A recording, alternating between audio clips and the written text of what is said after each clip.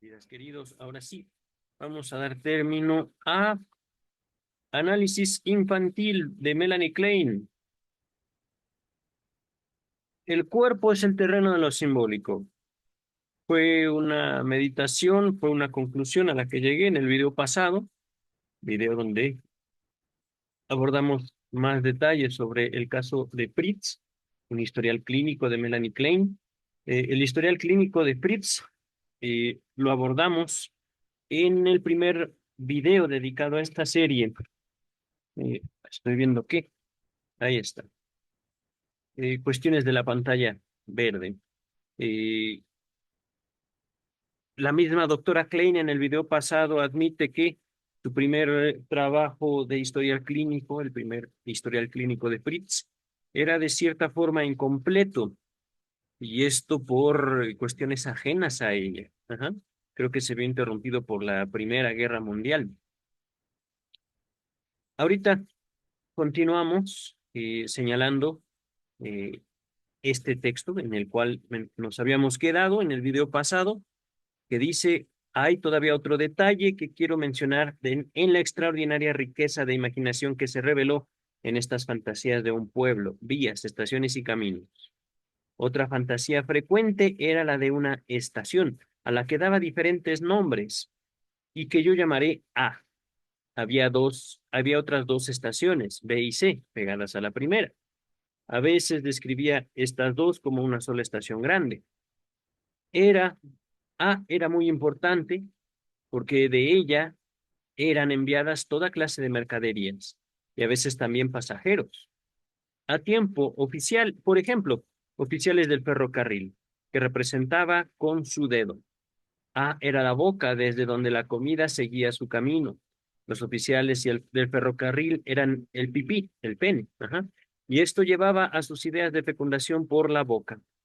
Las estaciones B y C eran usadas para descargar mercaderías. En B, había un jardín sin árboles, pero con muchos senderos que comunicaban unos con otros, y en los que había cuatro entradas, que no eran puertas, sino simples agujeros. Estos aparecían como aberturas de los oídos y la nariz.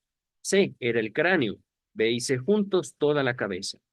Entonces, básicamente, recuerden eso, a partir de la construcción de la relación del individuo con su propio cuerpo, hablamos de una sexualidad mucho, pero mucho más amplia dentro del psicoanálisis que el mero coito.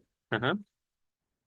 No se trata, digamos, de que la sexualidad tenga como fin último y único la reproducción, sino el objetivo primero, la finalidad primera, es saber qué soy. Primero que nada, un ser vivo. Ajá. Sexualidad se adapta, digamos, a las condiciones subjetivas, a las condiciones sociales, a fin de procurar al propio sujeto una orientación orgánica. Ajá. Y a partir de eso, vemos toda esta clase de desarrollos. Ujú. No solo es una cuestión de mi cuerpo para mí, no es una cuestión de yo estoy al cuidado de mi cuerpo, sino mi cuerpo se conecta, mi cuerpo tiene partes, mi cuerpo tiene un orden. Ajá. Y a partir de esta, digamos, este esquema primario, este esquema fundacional, viene todo lo demás. Cuando justamente hablamos en psicoanálisis de sexualidad, nos referimos a cómo el sujeto va armando su cuerpo. Y esto, claro que es una descripción no física, no real, no de que me pongo y me quito mis manos, ajá, sino que conforme el bebé va adquiriendo un control poco a poco, progresivo, de su propio cuerpo, de su propia movilidad, va adquiriendo sensaciones específicas que le permiten distinguir partes de su cuerpo, ajá, entonces podrá ir, digámoslo así, emprendiendo su camino hacia el mundo. Ujú. Por supuesto, es también un camino que tiene un empeño. El empeño de conquista mundial no es de supervillanos, es de los niños. Ajá. Y es un empeño fracasado. Ahorita lo voy a nombrar así, para continuar con el texto. Dice la doctora Klein. Decía que la cabeza estaba solo pegada a la boca, idea determinada en parte por su complejo de castración. No entiendo cómo llega a esa conclusión, pero bueno. El estómago también era a menudo una estación, pero este arreglo variaba frecuentemente. En todo esto, ascensores y calecitas jugaban un gran papel, y eran usados únicamente para trasladar caca y niño. A medida, antes de continuar, aquí coincide, digamos, con el doctor Sigmund Freud, coincide con las teorías sexuales infantiles. Es decir, yo como niño pienso que puedo tener un bebé. Yo no sé que los bebés nacen por una fecundación entre papá y mamá y que vienen únicamente de mamá. Ajá. Yo como niño creo que puedo dar a luz a un bebé como si yo hiciera caca. Seguramente así me tuvo mi mamá o mi papá, no lo sé. Pero, ajá, ahorita estoy tratando de describir una teoría sexual infantil. Teoría. Ujú. Estas teorías no son necesariamente correctas conforme a la biología, conforme a los hechos, pero sirven para que los niños puedan estructurar, digámoslo así, sus primeras relaciones sociales. Dice el texto, a medida que estas y otras fantasías fueron interpretadas, su sentido y facultad de orientación se intensificaron, como se vio claramente en sus juegos e intereses. Así encontramos que su sentido de orientación, anteriormente muy inhibido, muy coartado, pero que se desarrolló ahora en forma notable, estaba determinado por penetrar en el cuerpo de la madre e investigar su contenido con los pasadizos para entrar y salir de él, y los procesos de fecundación y nacimiento. ¿Y cómo se representa esto usted, querida doctora Klein?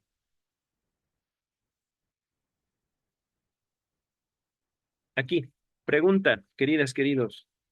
¿El complejo de Edipo es tener relaciones sexuales con mamá?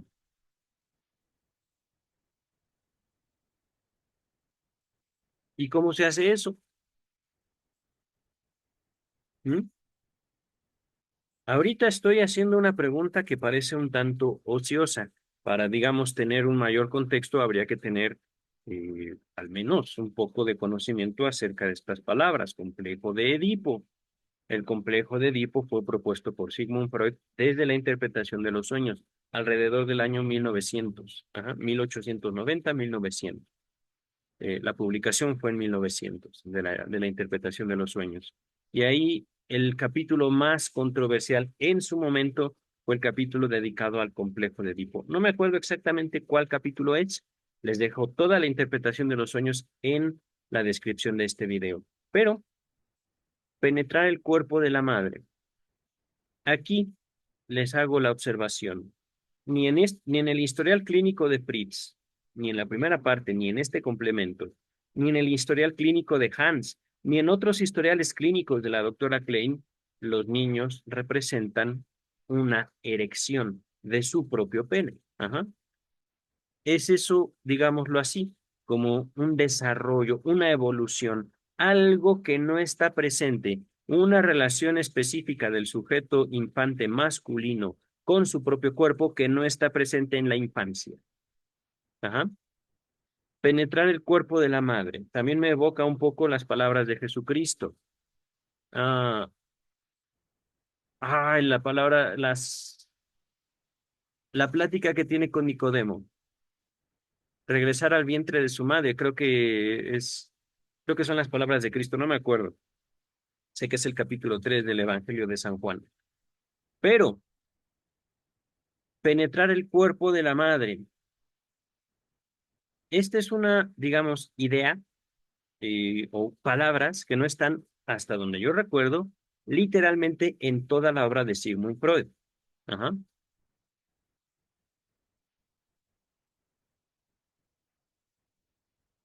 ¿De qué le sirve a un niño regresar al cuerpo de mamá cuando puede, por ejemplo, envolverse entre mantas, esconderse en una cueva, ajá,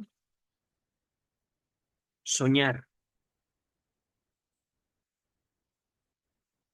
Ahorita estamos haciendo un abordaje particular de una teórica también controversial y fundamental, pienso yo, dentro de la historia del psicoanálisis, que ya hablaremos más al respecto de cómo se inserta Melanie Klein cuando lleguemos a la biografía de Jacques Lacan. Ajá. El punto es el siguiente. Al menos desde inhibición, síntoma y angustia, y aquí estoy haciendo como un traslado de la interpretación de los sueños a inhibición, síntoma y angustia, hay más o menos 20 años, tanto de práctica por parte de Sigmund Freud como de ampliación de la teoría. Ajá. Una reformulación del, ay, del aparato psíquico, de la teoría freudiana, que viene marcada desde la separación que tiene Freud con Jung y Adler. Ajá. Para la interpretación de los sueños, digámoslo así, lo inconsciente era fundamentalmente lo que el sujeto no puede controlar de sí mismo. Me está dando un poquito de calor, voy a quitarme la chamarra. Lo que el sujeto no quiere saber tampoco de sí mismo. Desde la interpretación de los sueños ya se hablaba de represión. Desde la interpretación de los sueños, el doctor Freud ya plantea, digámoslo así, un algo del ser humano que el mismo ser humano no controla, no tiene el poder sobre aquello. Ajá. Poco a poco se va ligando desde la interpretación de los sueños, pasando por el simbolismo, llega a tres ensayos de teoría sexual, no sin antes atravesar el lenguaje en el chiste y su relación con lo inconsciente.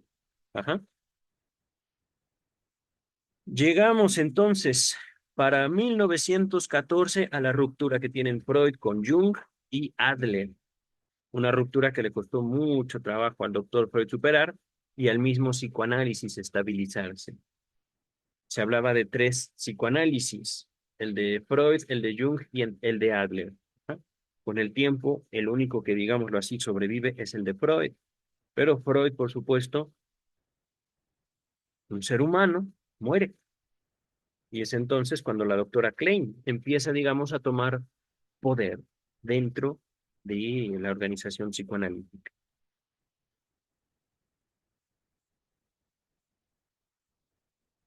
Esto con esta frase, penetrar en el cuerpo de la madre,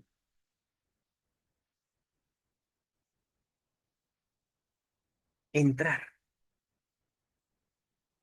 regresar. Y ahorita que lo recuerdo, no son las palabras de Jesucristo, son palabras de Nicodemo. Jesucristo le dice algo así como es necesario que el hombre vuelva a nacer. Y Nicodemo dice, ¿acaso debo regresar al vientre de mi madre? Ajá. Miren, no lo había visto así. Ahorita lo puedo asociar así. El análisis es buscar lo profundo. ¿Y qué profundidad más que esa? Siendo mi mente, mi, mi propia mente, mi madre. Es decir,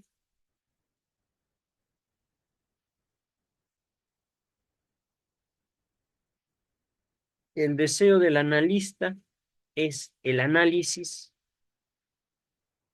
y el análisis es, digámoslo así, una introspección viva.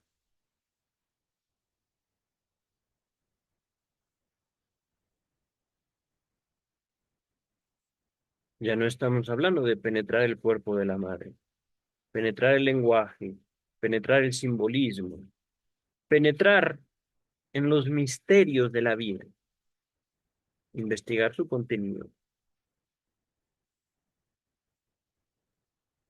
¿Me explico? Hay, digamos, una posibilidad infinita, repito, infinita, de buscar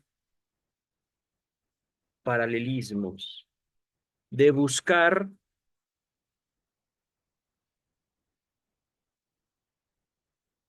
un significado que ciertamente el doctor Freud señala de manera contundente, complejo de Edipo,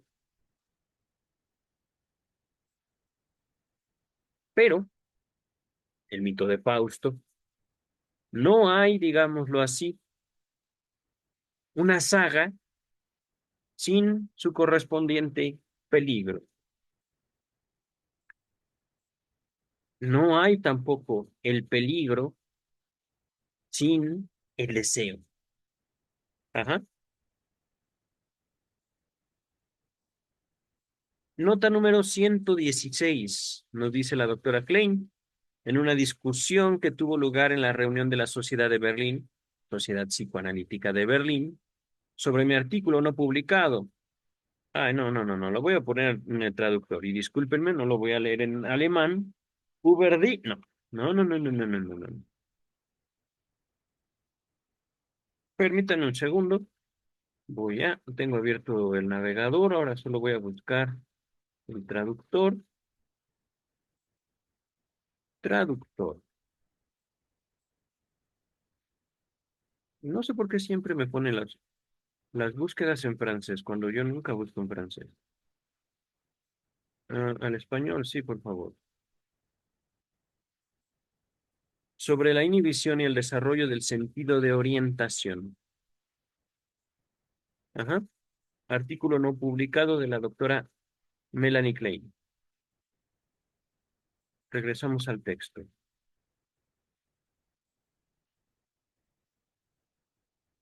Mayo de 1921. Carl Abraham señaló que el interés en la orientación en relación con el cuerpo de la madre es precedido en un estadio muy temprano por interés en la orientación en relación con el cuerpo del sujeto mismo. Esto es seguramente exacto, pero esa primera orientación parece compartir el destino de la represión solo cuando se reprime el interés en la orientación en relación con el cuerpo de la madre, desde luego por los deseos incestuosos ligados a dicho interés, porque para el inconsciente el anhelado retorno al útero materno y su exploración se realizan por medio del coito. ¿Cómo hace esa aclaración? ¿Cómo hace esa observación? ¿Cuál es su evidencia, querida doctora Klein? ¿En dónde está la clínica? Y por supuesto, ¿cómo hay un coito si los niños no tienen un símbolo para el pene erecto? Helo ahí, querida doctora Klein. Para el inconsciente. ¿De dónde saca esto, querida?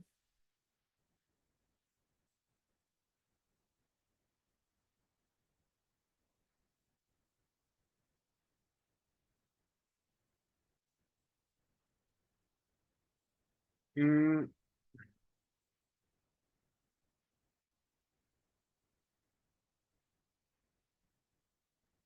es que miren, el doctor Freud fundó, digamos, un movimiento y pronto, pero muy pronto perdió el control del movimiento. Ajá. Hablando del psicoanálisis, ya no como una práctica, sino como una práctica compartida. Simplemente es cuestión, o era cuestión, de decir algo sobre lo inconsciente y ya podemos decir lo que sea, ¿no? Doctora Klein, Fritz, por ejemplo, hacía que un perrito que frecuentemente representaba al hijo en sus fantasías se deslizara por el cuerpo de su madre. Al hacer esto, tenía fantasías sobre países por los que vagaba, entiendo que el perrito. En su pecho había montañas y cerca de la región genital un gran río. Pero de pronto el perrito era detenido por sirvientes, figuras de juguete. Entiendo que esto no es literal, no era un cachorro que el pequeño Fritz tomaba con sus manitas y se lo pasaba encima del cuerpo de su mamá como una forma de juego. Entiendo que el perrito o este mismo escenario pudo haber sido fantasía. Realmente no lo sé. Aquí la doctora Klein no es clara. Entonces, el perrito era detenido por sirvientes, que lo acusaban de algún crimen, y decían que había estropeado el coche de su patrón, y la fantasía terminaba en discusión y lucha. Hablamos entonces nuevamente de Fritz. El caso clínico de Klein. Ajá. Otra vez tuvo fantasías sobre viajes del perrito. Este había encontrado un paraje bonito donde pensaba que le gustaría establecerse, etcétera. Pero nuevamente todo terminaba mal, porque Fritz de pronto declaraba, perdón, que había tenido que matar al perrito porque éste pretendía quitarle su cabaña. Había habido, así está escrito, también indicaciones tempranas de esta, entre comillas, geografía del cuerpo de la madre. Cuando aún no tenía 5 años, denominaba a todas las extremidades del cuerpo y a la articulación de la rodilla límites y llamaba a su mamá una montaña que él escalaba. Ok, pero sí me parece que está usted interpretando de manera muy forzada, querida doctora Klein. Y es que, lo siento, hay una diferencia contundente entre, digamos, la anatomía masculina y la femenina. El empeño de escalar, digámoslo así, que bien puede representar el cuerpo de la madre,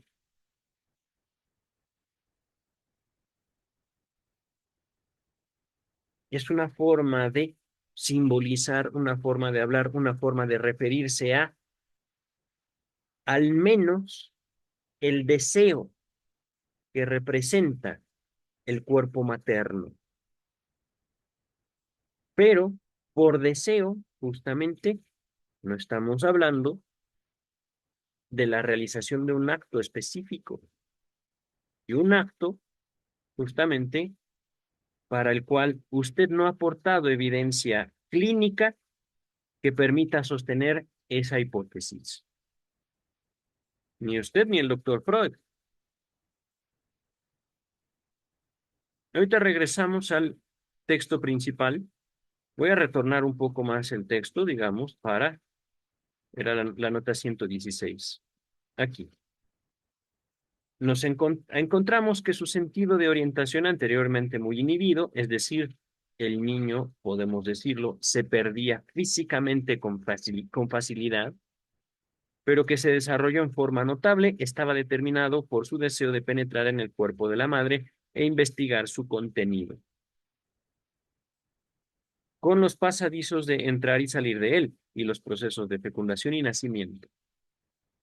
Encontré que esta determinación libidinal del sentido de orientación era típica y que el desarrollo favorable o, por el contrario, la inhibición del sentido de orientación a causa de la represión dependían de ella.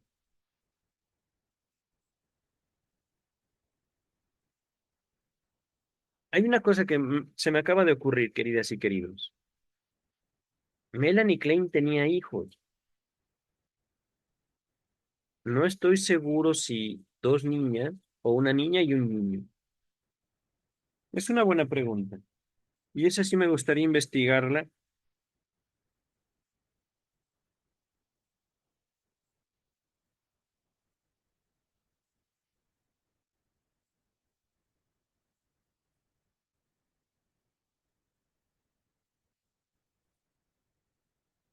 3 hijos. Melita. Es lo que me está mostrando. A ver si se ve. Melanie Klein tuvo 3 hijos. Melita, Heinrich y Hans. Tuvo 2 niños entonces. Y su hija mayor, Melita, eh, cosas que nos arroja la inteligencia artificial al día de hoy, se enfrentó a su madre en una audiencia de la Sociedad Psicoanalítica de Londres, es decir, Melita, hija mayor de Melanie Klein, mayor, parece que sí, no dice exactamente. La hija mayor de Melanie Klein se hizo psicoanalista y fue una gran opositora de la enseñanza de Melanie Klein. Ajá. Esto me surge por lo siguiente. Por supuesto, Melanie Klein era mujer,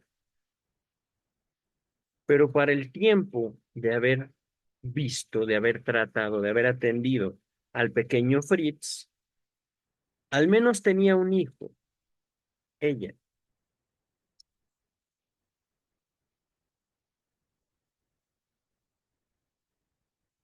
Ella, y ya con la preparación tanto en medicina como en psicoanálisis, pudo haber notado cómo los niños se van, digamos, relacionando con su propio cuerpo,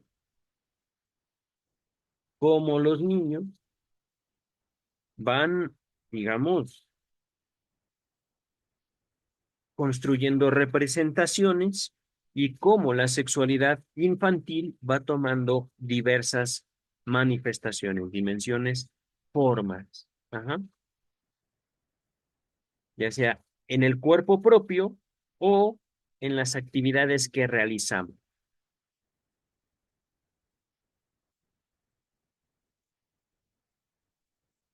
¿A dónde voy con todo esto?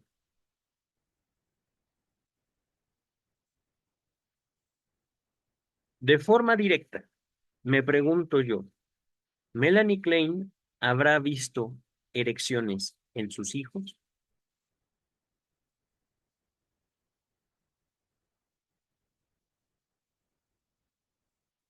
Por supuesto, estoy hablando de sus niños de menos de 5 años,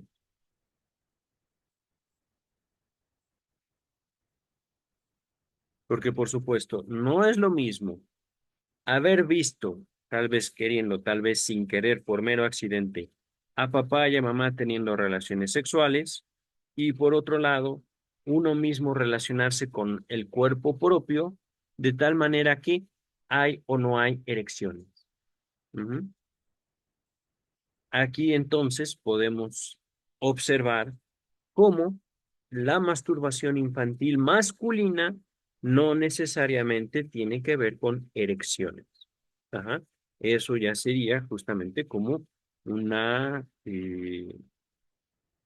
evolución, un desarrollo, una progresión, una adquisición de la sexualidad masculina.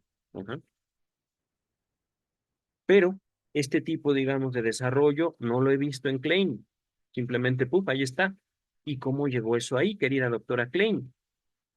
Complejo de Edipo, pero no es, digamos, como una fórmula general.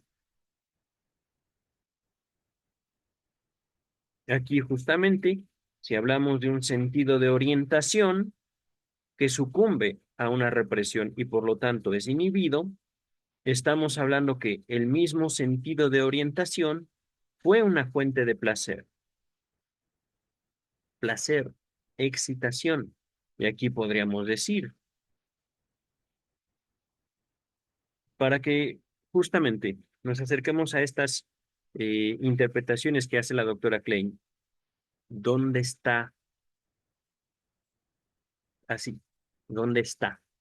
Puede ser mi brazo, mi mano, mi genital, mi pie, mi mamá, el vaso de agua, ¿dónde está papá? Ajá. ¿Dónde está eso que yo quiero?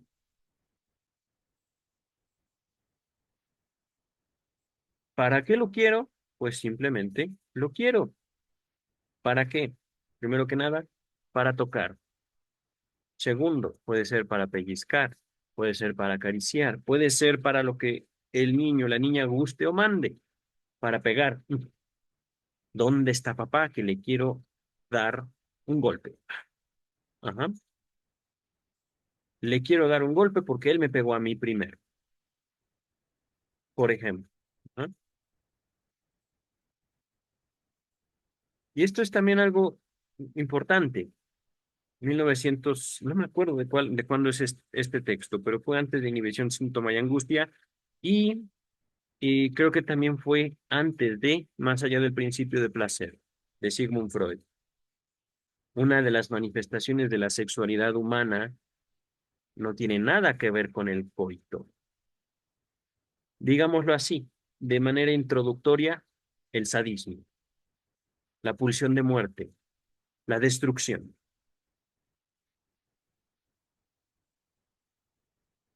¿Cómo, querida doctora Klein, conjugar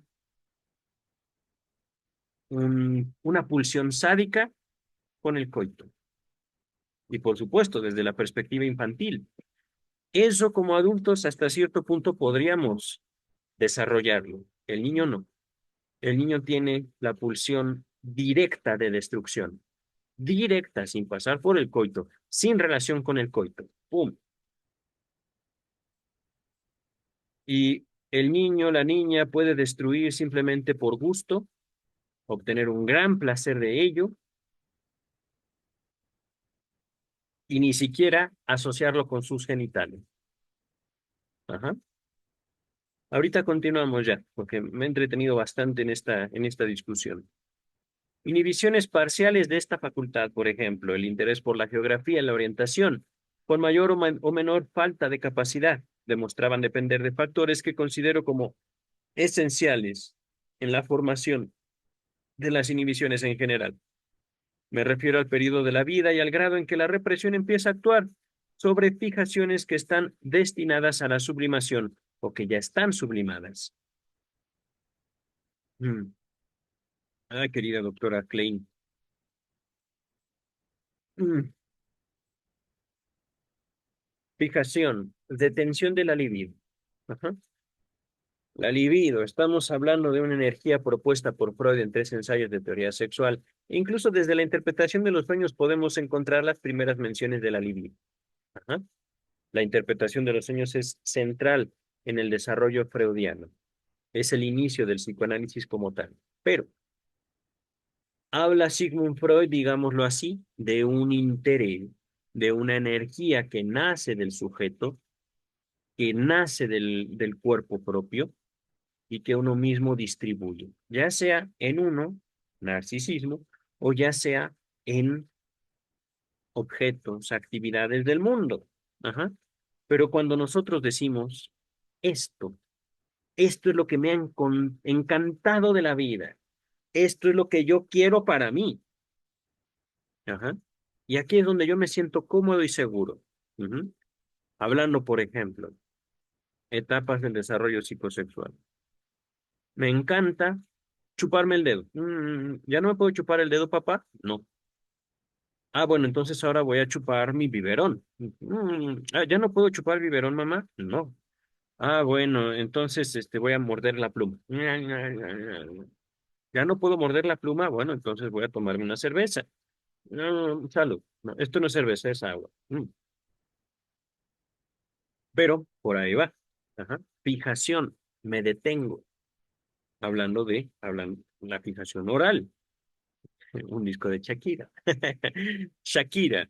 Pero, mm, fijación oral, fijación anal, fijación fálica, por ejemplo. Ahorita no quiero dar ejemplos de todo, hablamos simplemente de detención. ¿Por qué? Pues justamente una apropiación, una adaptación. Esto es mío, esto es para mí. ¿Por qué? Porque yo lo quiero así. Ajá. Y al mismo tiempo es un mecanismo adaptativo. Ujú. Destinadas a la sublimación. Ujú. Ya no solo estamos hablando de que en las fijaciones estén, digámoslo así, las enfermedades mentales o los nuevos pecados de la psicología. Estamos hablando de que en las fijaciones también existe la posibilidad de desarrollar grandes habilidades que pueden ser útiles al sujeto o a la sociedad. Hablando de utilidad, estamos hablando de sublimación. Ajá.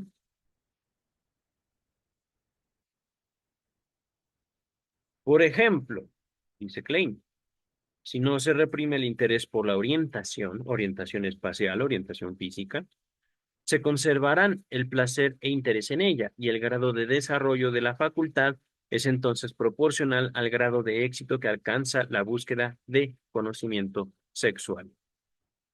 Ay, doctora Klein, yo pensé que se iba a ubicar más, digamos, como en una,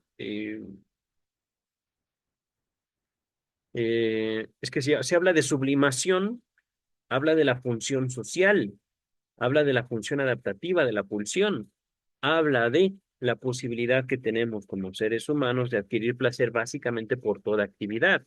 Y en cuanto a orientación espacial, yo pensé, bueno, conductor de trenes, ingenieros, arquitectos. Imagínense eso.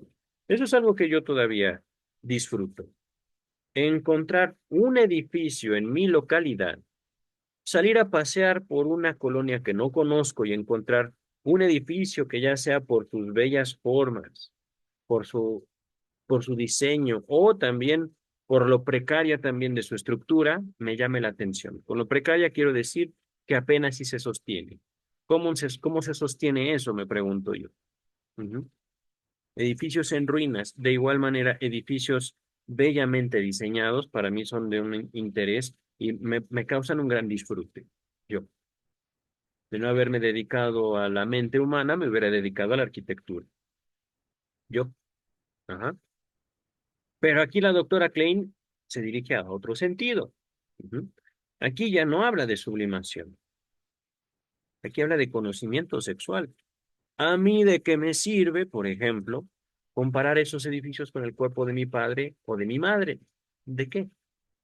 O con el mío propio. Ujú. Si obtengo placer de la estructura, obtengo placer de la estructura y ya. Pero para ella, al parecer lo importante es el conocimiento sexual. Bueno, ¿y qué es eso, querida?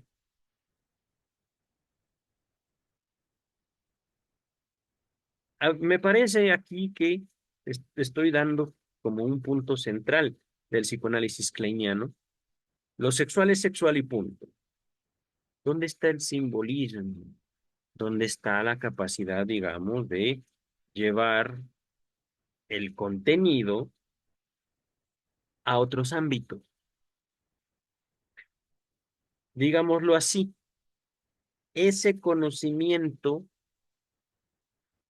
¿qué clase de contenido es, querida doctora Klein? ¿Dónde está el placer?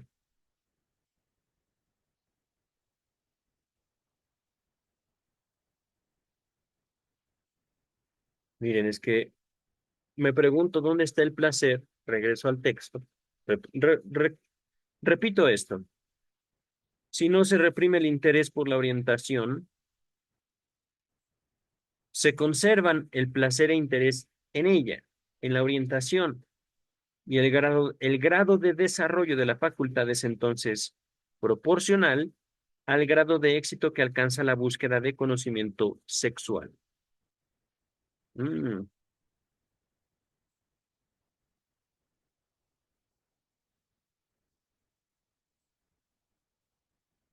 Esto, grado de desarrollo de la facultad, es decir, que a mí me gusta algo, me gusta porque me causa interés, me causa placer, pero esto último, proporcional, éxito. A ver, no otra vez. El grado de éxito que alcanza la búsqueda de conocimiento sexual. La palabra éxito es la que me llama mucho la atención y la que yo digo,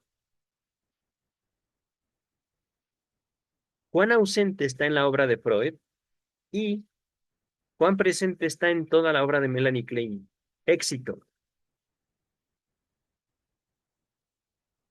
Es que miren, hasta cierto punto estos contrastes entre Freud y Klein me permiten notar la naturaleza del psicoanálisis freudiano. Freud no dice, hay que alcanzar este punto porque este es el éxito.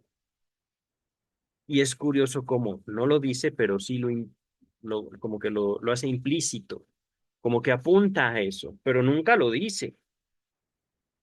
Y Melanie Klein lo dice de forma directa, ¡pum! Éxito. ¿Se entiende? El conocimiento sexual lleva al éxito de una facultad. siempre y cuando logremos rescatar el placer, el interés ligado a esa actividad. Ahorita se está hablando de orientación, pero podríamos también hablar de las matemáticas, de la lectura, de la palabra, de la oratoria. Ajá. Fue lo que me vino también a la mente cuando les estaba poniendo los ejemplos de sublimación. Ya no se trata de que me voy a poner borracho cada fin de semana, sino que se trata de que ahora, por ejemplo, voy a ir a predicar. Es algo muy común y justamente porque tiene esa connotación sexual que un borracho, que un alcohólico se haga después un pastor evangélico. ¿Por qué? Pues porque es placer a través de la boca. Helo ahí, queridas y queridos. Dice el texto. Quiero llamar la atención sobre la gran importancia de esta inhibición que no solo en Fritz irradiaba sobre los más diversos intereses y estudios. Además del interés por la geografía, descubrí que era uno de los factores determinantes en la capacidad para el dibujo. Ajá, eso es cierto. Y el interés en las ciencias naturales y todo lo que se refiere a la exploración del globo terrestre. Antes de continuar, el dibujo. Fritz, por ejemplo, hizo sus primeras tentativas de dibujo en esa época, aunque es verdad que no demostraban señales de talento. Los dibujos representaban vías de ferrocarril con estaciones y pueblos.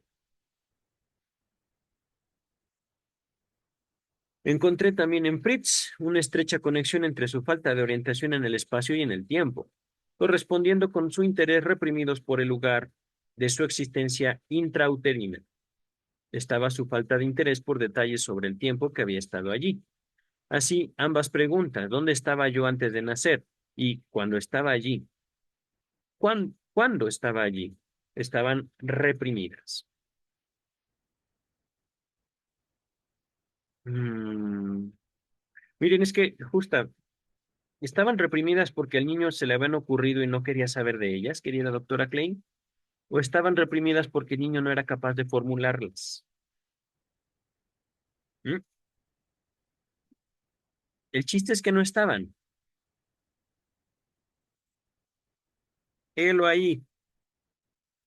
El chiste es que estas preguntas no estaban, faltaban.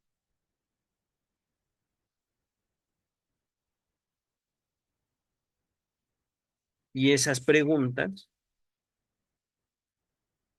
¿en qué momento dicen quiero tener relaciones sexuales con mamá? ¿En qué momento? Ajá. Ahí está la sexualidad infantil. Sí. ¿Dónde estaba yo antes de nacer? Pero no dice, ¿cómo me metí ahí? Ah, bueno, es que no te metiste tú, te puso tu papá. ¿Cuándo estaba ahí? Aquí les digo, hay una diferencia entre yo no soy capaz de formular estas preguntas o esas preguntas nunca se me habrían ocurrido a mí como niño. Ajá. Porque pudieron haber venido como sugerencia de la doctora Klein. Ahorita continuamos ya. La ecuación inconsciente entre sueño y muerte y existencia intrauterina era evidente en muchos de sus dichos y fantasías. Y conectada con esto estaba su curiosidad por la duración de estos estados y su sucesión en el tiempo. Parecería que el cambio de la existencia intrauterina a la extrauterina, es decir, haber nacido, como prototipo de toda periodicidad, es una de las raíces del concepto de tiempo y de orientación en el tiempo. Nota 118.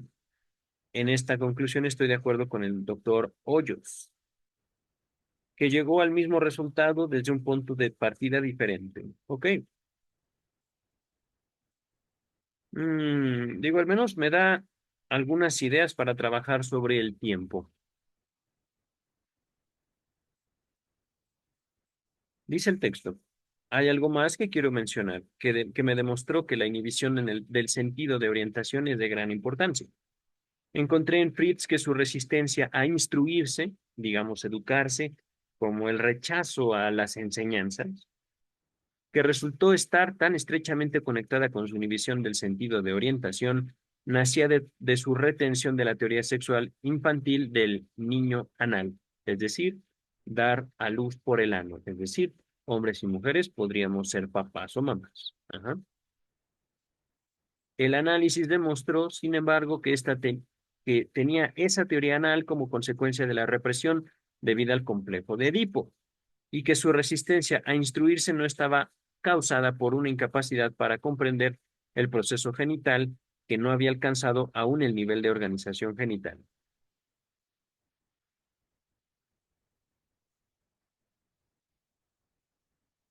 A ver, aquí otra vez. Hubiera sido genial que usted misma explicara cómo llegó a eso, porque a esto me refiero, queridas, queridos.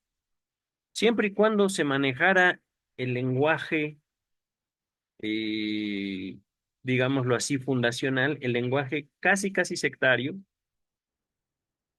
podríamos decir, ah, bueno, eso es psicoanálisis, pero no estoy de acuerdo yo. No lo creo así. No creo que el psicoanálisis sea una forma de hablar rebuscada. No creo yo, no pienso yo, y si es así, el psicoanálisis está en un error. Hay que decir siempre complejo de Edipo para que Freud no se enoje. Hay que hablar de represión y cosas orales, anales o fálicas, porque entonces no es psicoanálisis, si no hablamos de eso. Si eso falta, no es psicoanálisis. Aquí exactamente, querida doctora Klein, ¿qué quería decir? Entiendo. Represión debida al complejo de Edipo. Ok, tiene sentido. Es decir, tal vez yo como niño, no es que quiera tener un coito con mi madre, simplemente la quiero para mí. Igual quiero a mi papá para mí, no te atrevas a tocarlo, mamá, porque es mi papá, no es tu esposo. No, no, no, es mi papá. Ajá. Control, poder. Y esto como manifestación de la sexualidad, ahí donde están los genitales. Ajá. Pero dentro de esta noción de relación, en esta idea, en esta orientación de la relación que establecen los niños con los adultos, con los papás, es decir, los niños ejerciendo ya un poder sobre los adultos, la represión, si bien es cierto, puede nacer como un empeño educativo, es decir, no, Juanito, tu, tu mamá tiene que ir a comer, no puede quedarse a jugar contigo todo el día, tú también tienes que ir a comer. Ajá. Otro ejemplo, yo quiero tener un hijo con mi papá, lo dice un niño de 5 años, pero tú eres un niño, tú no puedes tener hijos con tu papá, pero yo vi que mi mamá estaba gordita, yo también puedo comer mucho y puedo engordar. Y así le voy a dar un hijo a mi papá. ¿Pero cómo? Ay, bueno, pues voy al baño porque así nacen los niños, ¿no? No. Ajá. Complejo de Edipo, teoría anal. Ujú. De ahí, resistencia a instruirse. No, no, no. Tú me estás diciendo, retomo el papel de niño de 5 años, tú me estás diciendo que solo las mujeres pueden tener hijos. Y eso no es cierto. No te creo. Y pasamos, digamos, de este empeño educativo, de este empeño, digamos, de introducirlos a la realidad, introducirnos a la mera cuestión, pues sí, biológica, social, natural, pasa justamente hacia un rechazo, al menos en Fritz, de toda forma de educación, toda forma de instrucción.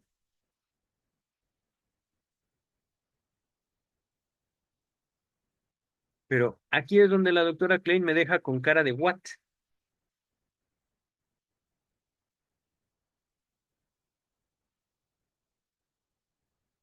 Esa resistencia no estaba causada por una incapacidad de comprender el proceso genital. ¿Cuál proceso genital? ¿El coito? Debido a que no había alcanzado aún el nivel de organización genital. Organización oral, anal, fálica y genital. ¿A eso se refiere usted, querida doctora Klein? ¿O no será que ese niño nunca había experimentado en su propio cuerpo, con sus propios genitales, lo que significa tener una erección, lo que se requiere, la excitación, la tensión física?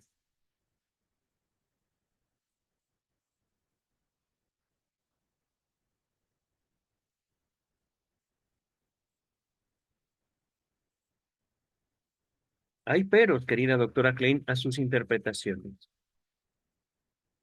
Dice el texto, en realidad sucedía lo contrario.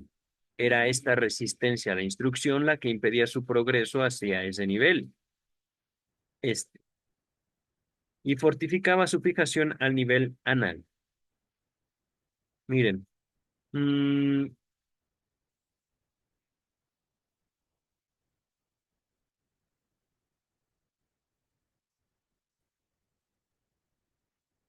creo que lo había preguntado en videos pasados.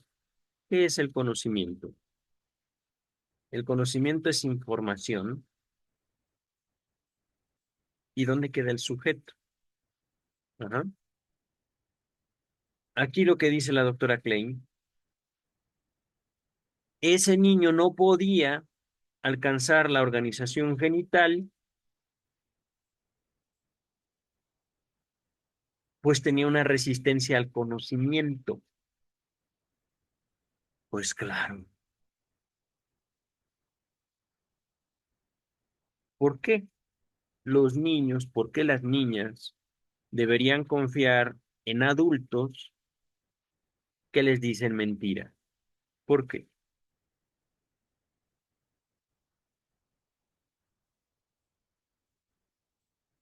Segunda opción. ¿Por qué los niños deberían creerle a los adultos que no dicen lo que los niños quieren? Es que miren, una cosa es decir mentiras para proteger al niño, es que de dónde vino ese niño, ah, lo trajo la cigüeña, ajá. No hay cigüeñas que traigan niños, simplemente es un aspecto simbólico, lo dijo Freud en la interpretación de los sueños, también en tres ensayos de teoría sexual, y al mismo tiempo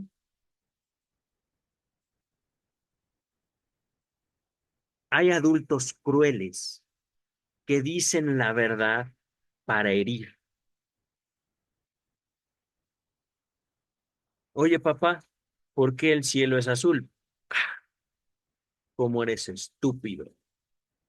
Ni yo lo sé. No preguntes cosas irrelevantes. Hoy vamos a trabajar y te callas.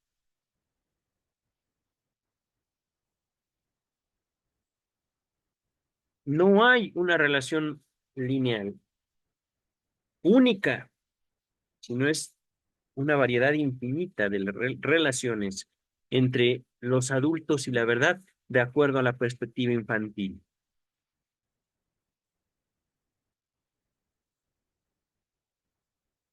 Hay niños para los cuales lo que diga papá es verdad. Si papá dice el cielo es verde y los niños lo van a defender. De ahí se origina la política, por supuesto, de la infancia. Pero el texto dice, en relación con esto voy a referirme nuevamente al significado de su resistencia a ser instruido. El análisis de niños me ha confirmado cada vez más mi punto de vista sobre esto. Me he visto obligada a considerar esto como un síntoma importante. una señal de inhibiciones que determinan el desarrollo entero subsiguiente. Antes de continuar, si mal no recuerdo, la mamá de Fritz era atea y su papá era creyente. Ahí donde está la verdad, queridas y queridos. Simplemente porque el hecho de que la mamá era atea y que le decía, en Dios solo creen los estúpidos, creo que son palabras literales de la mamá de Fritz,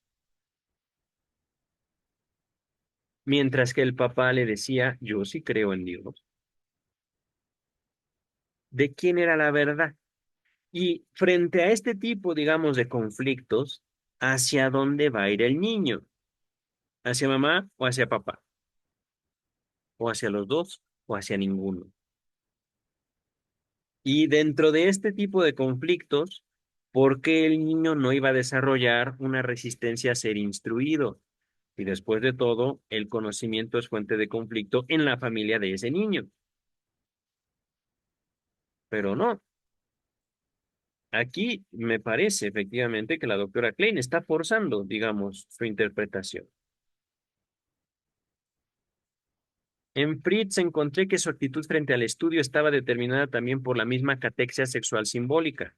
¿Qué quiere decir? A ver, el análisis demostró que su marcado disgusto por el estudio era una inhibición muy compleja ante diferentes temas escolares, determinada por la represión de distintos componentes instintivos, pulsionales, como en la inhibición para caminar, los juegos y el sentido de orientación. El determinante principal era la represión basada en la angustia de castración de la catexia simbólico-sexual, común a todos estos intereses, principalmente la idea de penetrar en la madre en el coito.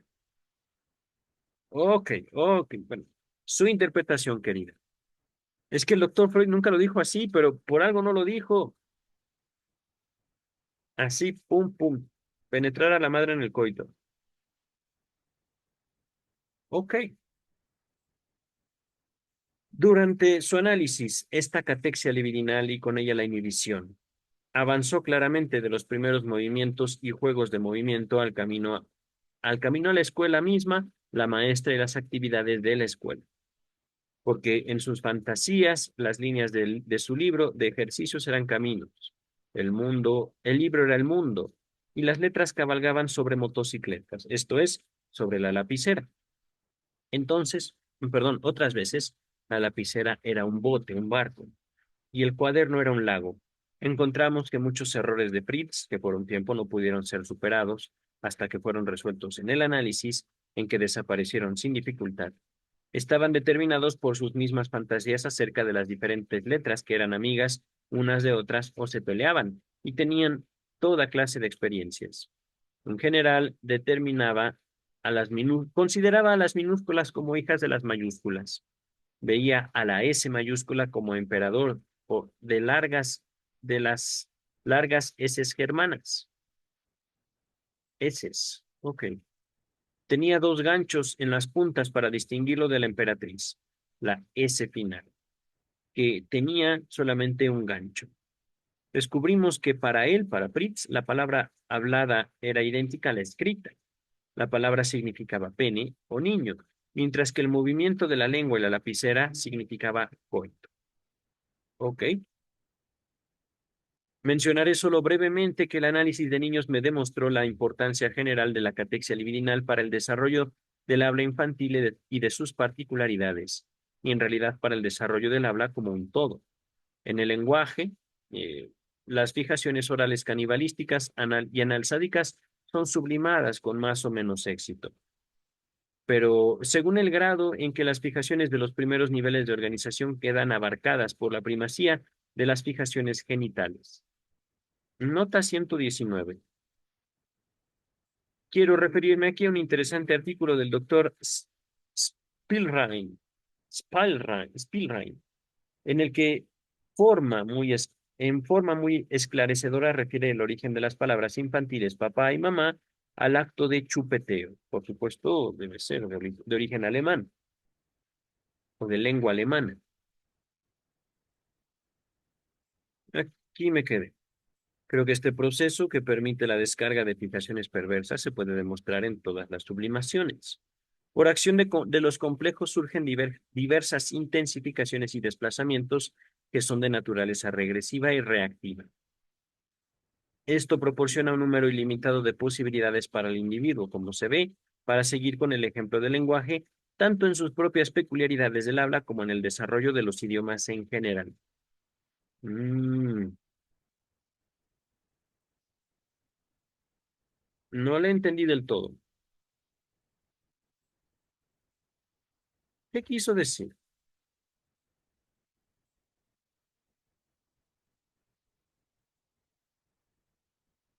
Fijaciones perversas. ¿Con perversas quiere decir parciales? Mm. Vamos a avanzar, queridas, queridos. Encontré en Fritz que el hablar, es que miren, la doctora Klein hace este tipo de declaraciones. Encontré una y otra vez. Me demostró. ¿Y cómo se lo demostró?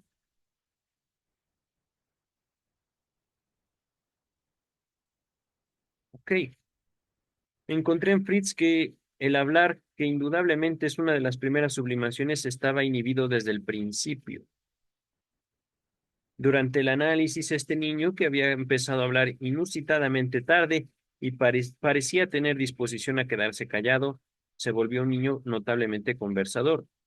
Nunca se cansaba de contar cuentos inventados por él y en ellos había un desarrollo de fantasías que no había demostrado poseer antes del análisis. Pero era evidente que también que le deleitaba el hecho de hablar y que tenía una relación especial con las palabras mismas. Junto a esto apareció un gran interés por la gramática. Como ilustración voy a anotar brevemente lo que él decía de que la gramática significaba para él. Me dijo, la raíz de la palabra misma no varía, solamente su terminación. Quería regalar a su hermana para su cumpleaños un anotador donde escribiría todo lo que le hacía una cosa. ¿Qué puede hacer una cosa? Una cosa salta, una cosa corre, una cosa vuela, etcétera. Lo que deseaba escribir en el libro era la representación de lo que el pene puede hacer y también puede hacerlo en la madre. Ok, usted lo dice, querida doctora Klein. Ahorita ya he cuestionado mucho su proceder, pero lo vamos a seguir analizando. El significado del lenguaje como actividad genital, como lo expone también Abraham, es que querida, querida, esto se queda corto.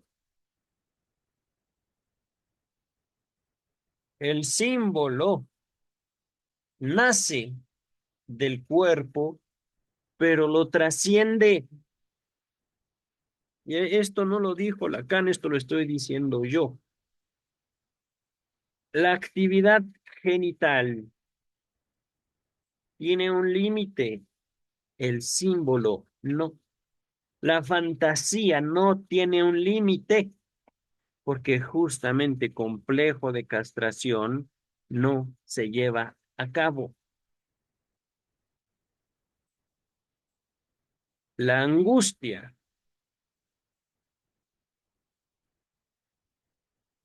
una manifestación de un significado que atraviesa el cuerpo, pero que no lo toca. Es decir, tenemos miedo, llegamos a límites, lo queramos o no,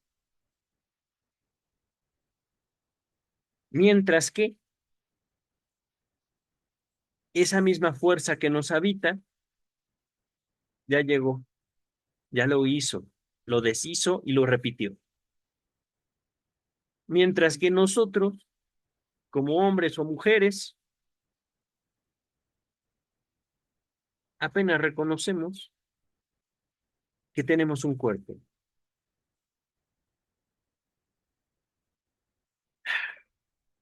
Repito, el significado del lenguaje como actividad genital. como lo expone también Abraham en el caso de la pseudología. Se confirmó en mis trabajos en mayor o menor grado en todos los casos. No entendí. En mi opinión, tanto esto como la determinación anal son típicos.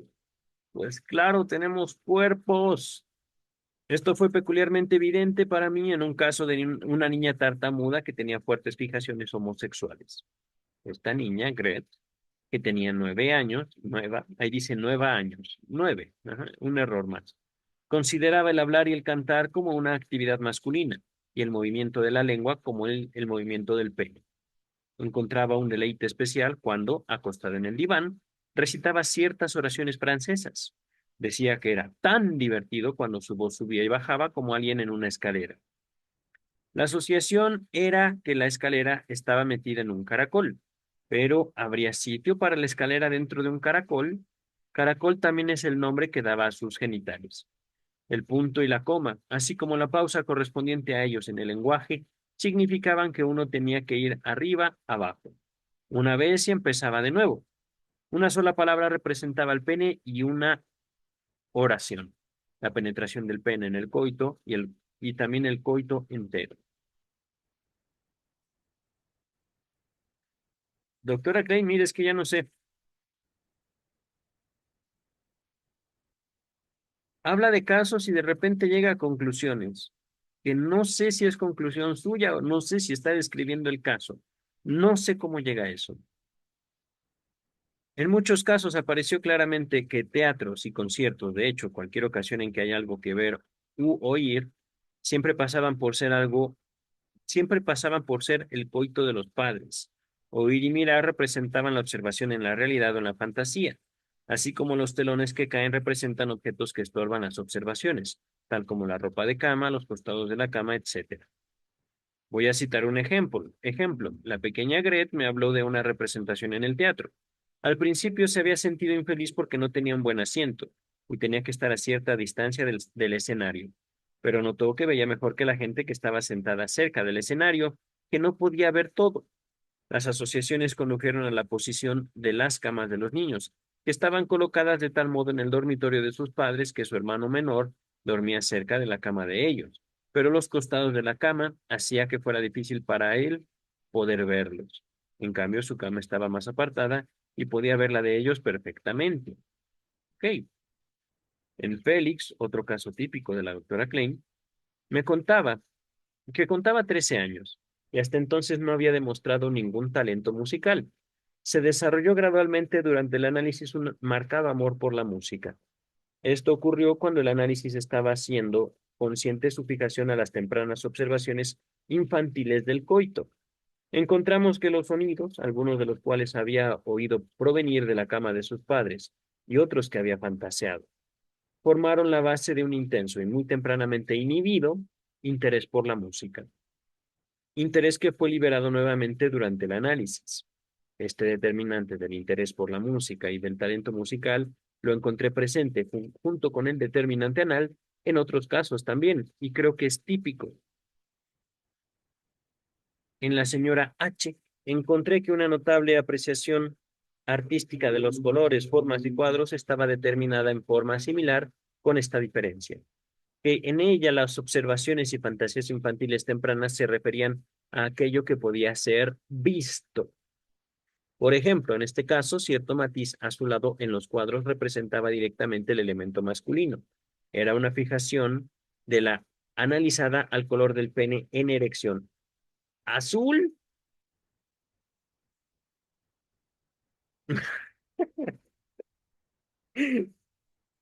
Tal vez el pene de un pitufo. Pero, queridas, queridos principalmente, si su pene está azul, vayan con un médico. No debe estar azul. Híjole.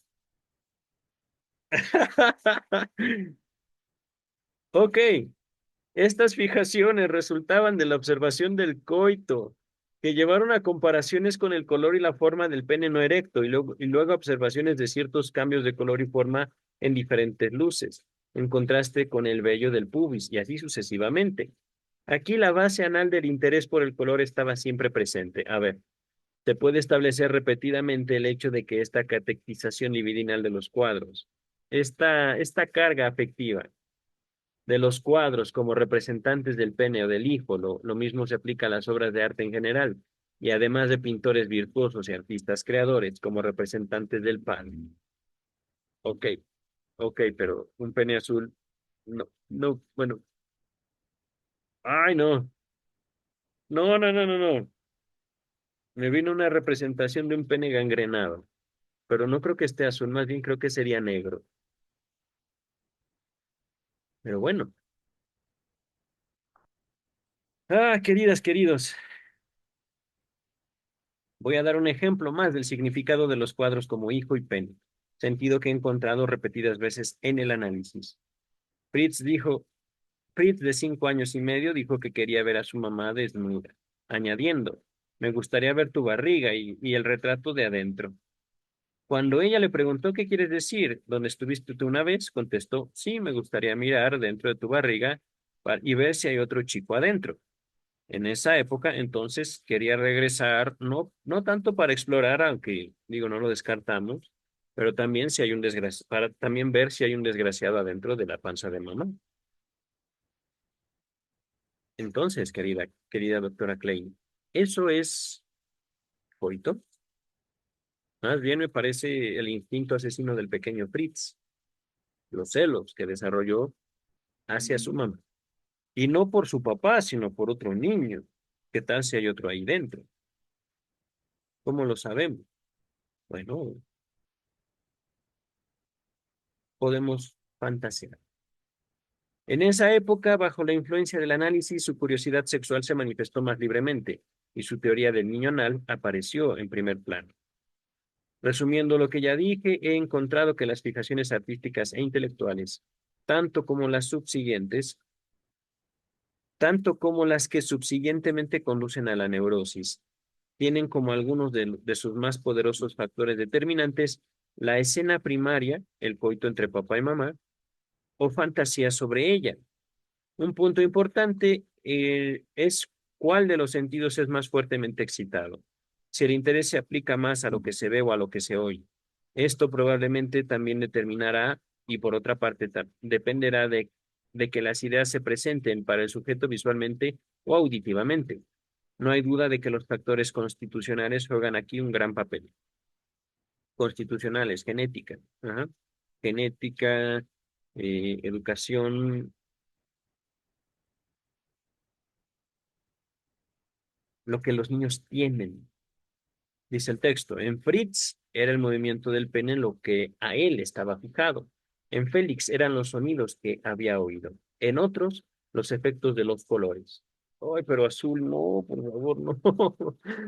Por supuesto, para que se desarrolle el talento, la inclinación intervendrán esos factores especiales que ya he discutido en detalle. En la fijación de la escena primaria o fantasías, el grado de actividad es tan importante para la sublimación misma. Indudablemente determina también si el sujeto desarrolla talento para la creación o para la reproducción. Reproducción se entiende, digamos, como la imitación. Ajá. Pues el grado de actividad influye seguramente el modo de identificación. Quiero decir, es cuestión de si se volcará en la admiración, estudio e imitación de las obras maestras de los demás o si hará un esfuerzo para sobrepasarlos con sus propias obras.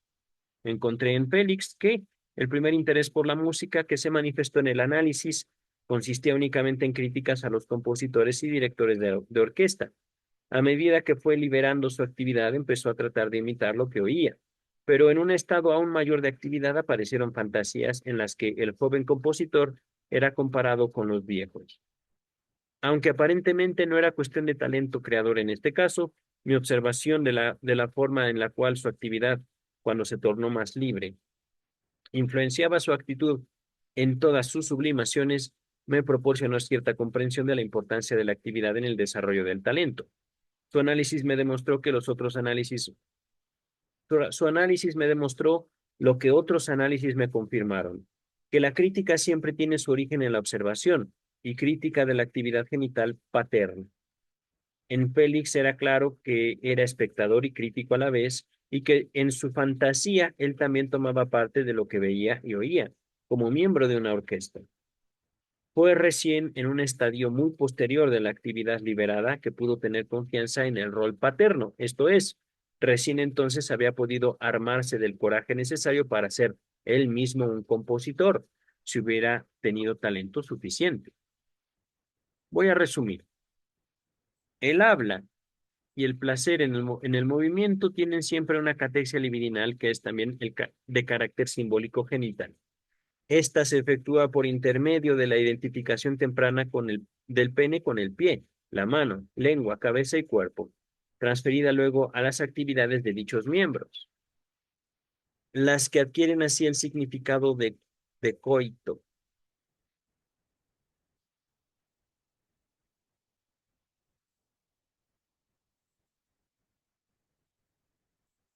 Perdón por insistir, queridas, queridos. En el pene pasa algo que en ninguno de los miembros pasa. Podríamos decir, la erección es una transformación del mismo miembro. Ajá.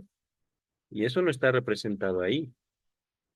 Ahí dice, mi pene puede ser mi pie, mi pene puede ser mi mano, puede ser mi lengua, mi cabeza o mi cuerpo. Pero actividad no es igual a coito, pienso yo.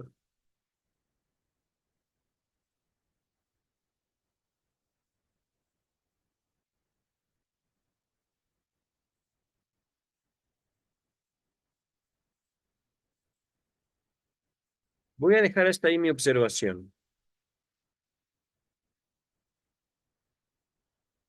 Me quedé pensando entonces, ¿qué es la actividad? No tanto que es el coito, porque bueno, el coito ahí está. Es lo que ellos hacen, papá y mamá.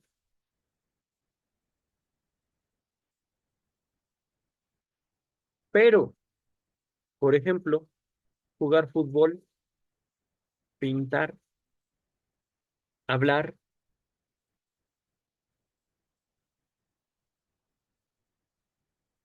todo eso es símbolo de coito, querida doctora. Todo, dice el texto.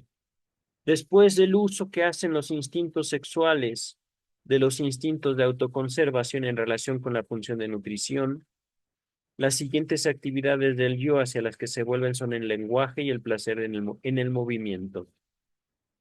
Por lo tanto, puede suponerse que el lenguaje no solo ha concurrido a la formulación de símbolos, perdón, repito, puede suponerse que el lenguaje no solo ha concurrido, no solo ha finalizado, no solo lleva a la formación de símbolos y a la sublimación, sino que es él mismo el resultado de las primeras sublimaciones. Parece, por lo tanto, que cuando existen las condiciones necesarias para la capacidad de sublimación, las fijaciones, comenzando con estas primeras sublimaciones y en conexión con ellas, prosiguen dando continuamente una importancia sexual simbólica a subsiguientes actividades e intereses del yo. Freud demostró que aquello que parece ser un impulso hacia la perfección en los seres humanos es resultado de la tensión nacida de la disparidad entre el deseo humano de gratificación y la gratificación que obtiene en la realidad. Gratificación que no es satisfecho por todo tipo posible de formaciones reactivas, sustitutivas y sublimaciones. Querida doctora, querida,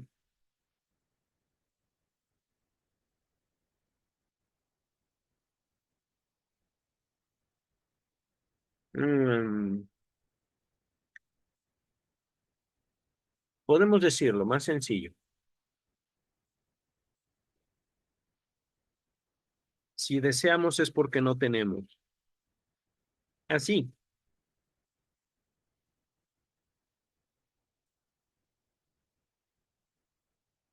Y si no tenemos, vamos a buscar. Y puede ser que no encontremos pareja, pero crearemos un mundo, una civilización. Puede ser que no tengamos familia, pero crearemos mucho. en el camino. Dice el texto, creo que debemos referir a este motivo no solo lo que Grudek, perdón, llama la compulsión a ser símbolos, sino también un constante desarrollo de los símbolos. Nota 120. Gudrek 2000, bueno, 1922.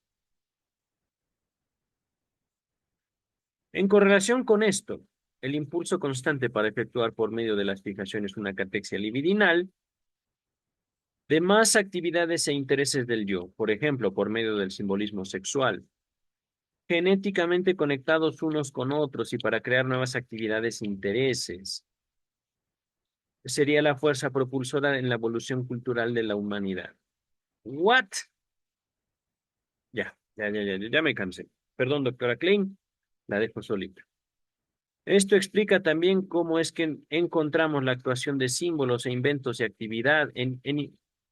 Esto explica también cómo es que encontramos la actuación de símbolos en inventos y actividades cada vez más complicados, tal como el niño avanza constantemente desde sus primeros símbolos, juegos y actividades hacia otros, dejando atrás los primeros. Ya me cansé, doctora Klein. No sé, no sé qué quiere hacer usted. No lo sé, realmente no lo sé. Además, en este artículo he tratado de señalar la gran importancia de estas inhibiciones que no pueden llamarse neuróticas. Hay algunas que no parecen en sí mismas de ninguna importancia práctica y pueden ser reconocidas como inhibiciones solo en el análisis, en todo lo que implican, solo si se hace análisis infantil. De este tipo son la falta aparente de ciertos intereses, aversiones insignificantes. En resumen, las inhibiciones de las personas sanas que toman los aspectos más variados. Pero llegaremos a atribuirles mucha importancia cuando consideremos con qué gran sacrificio de energía instintiva el hombre normal adquiere su salud. Entiendo que es salud y no salud. Ajá. No sé de quién es esta cita. Sí, no obstante, en lugar de atribuir amplio significado al término impotencia psíquica, buscáramos ejemplos de su peculiar sintomatología en formas menos marcadas. No podríamos negar que la conducta en el amor de los hombres de la civilización actual demuestra en general el carácter del tipo psíquicamente impotente. Ah, debe ser Freud, debe ser no, no es el malestar en la cultura. Ay, bueno, vamos a ver. Sobre la más generalizada degradación de la vida amorosa. Mire, doctora Klein, es que recuerdo ese texto y recuerdo que me ha gustado, ese que usted cita, pero ahorita, en este preciso momento, como que el significado que le quiere dar usted es muy particular. Mm. Hay un pasaje en Introducción al Psicoanálisis en el que Freud examina qué posibilidades de profilaxis, de educación, podrían ofrecerse a los educadores. Llega a la conclusión de que aún una rígida protección de la infancia, cosa difícil en sí, es probablemente impotente frente al factor constitucional, pero que sería también peligroso si esta protección llegara a conseguir su objetivo demasiado bien. Esta observación se confirmó enteramente en el caso del pequeño Fritz. El niño tuvo desde sus primeros días una crianza cuidadosa por personas influenciadas por conocimientos analíticos, pero esto no impidió que surgieran inhibiciones y rasgos de carácter neurótico. En otra parte, el análisis me demostró que las fijaciones mismas que lo condujeron a las inhibiciones podían formar la base de espléndidas capacidades. Pues sí, pero bueno. Por una parte, entonces, no debemos valorar demasiado la importancia de la así llamada educación analítica, aunque debemos hacer todo lo que está en nuestro poder para evitar todo daño mental al niño. Por otra parte, el tema, es que miren,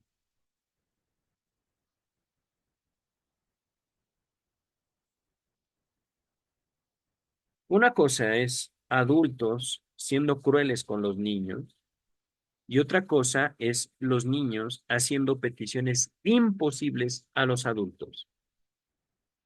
¿Qué dañará más? ¿Que mi papá me pegue por preguntar por qué el cielo es azul o que yo como niño,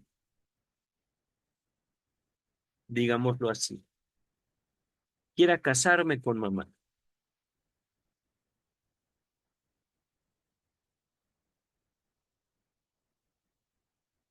siendo por supuesto descartada esa posibilidad.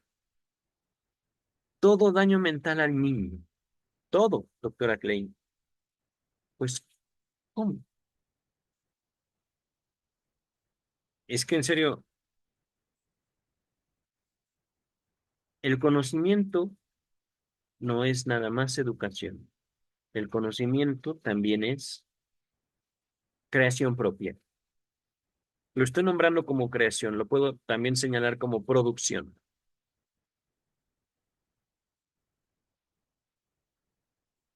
porque no es algo que me den el conocimiento, es algo que yo también adquiero, es una demostración de mi propio poder, de analizar, de ver, de conocer, de pensar. No es nada más algo que alguien me dé. Vamos a finalizar ya este texto. Por otra parte, el tema de este artículo demuestra la necesidad de análisis en la temprana infancia como ayuda a toda educación. No podemos alterar los factores que conducen al desarrollo de la sublimación o de la inhibición y la neurosis, pero el análisis infantil no nos hace posible, en una época en que este desarrollo está aún en marcha, influir en su dirección en forma fundamental. He tratado de demostrar que las fijaciones libidinales determinan la génesis de las neurosis y también de la sublimación, y que por algún tiempo las dos siguen el mismo camino. Es la fuerza de la represión la que determina cuándo ese camino conducirá a la sublimación o se desviará hacia la neurosis. En este punto es donde el análisis infantil tiene posibilidades porque puede en gran proporción sustituir la represión por la sublimación y así trocar el camino hacia la neurosis por el que conduce al desarrollo de talentos. Gracias, doctora Klein. No estoy de acuerdo porque la neurosis no es canceladora de talentos. Queridas, queridos, finalizamos el texto de análisis infantil que me tomó bastantes videos, pero fue un texto complicado, difícil y lleno de aristas, ciertamente. Están viendo el texto que nos seguirá para la siguiente semana, una contribución a la psicogénesis de los tics. Esto que el otro, queridas, queridos, nos vemos. Bye.